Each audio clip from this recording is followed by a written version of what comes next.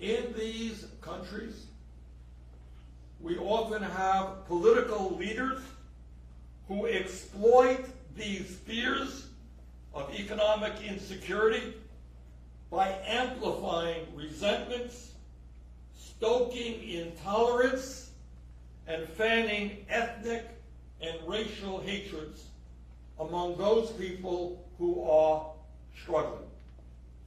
We see this very clearly in our own country, where it is coming from the highest level of our government.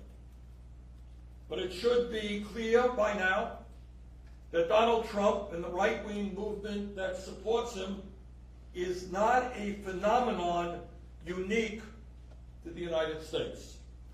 All around the world, in Europe, in Russia, in the Middle East, in Asia, Latin America, and elsewhere, we are seeing movements led by demagogues who exploit people's fears, prejudices, and grievances to gain and hold on to power. Just this past weekend, in Brazil's presidential election, right-wing leader Jair Bolsonaro, who has been called the Donald Trump of Brazil, made a very strong showing in the first round of voting, coming up just short of the 50% he needed for victory. Bolsonaro has a long record of attacks against immigrants, minorities, women, against LGBT people.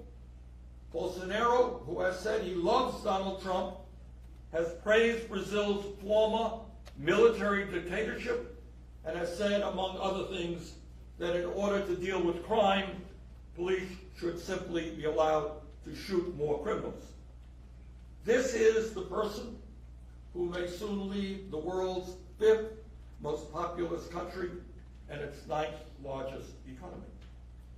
Meanwhile, at the same time, Brazil's most popular politician, former President Lula da Silva, is imprisoned on highly questionable charges and prevented from running again despite polls that showed that he was in first place.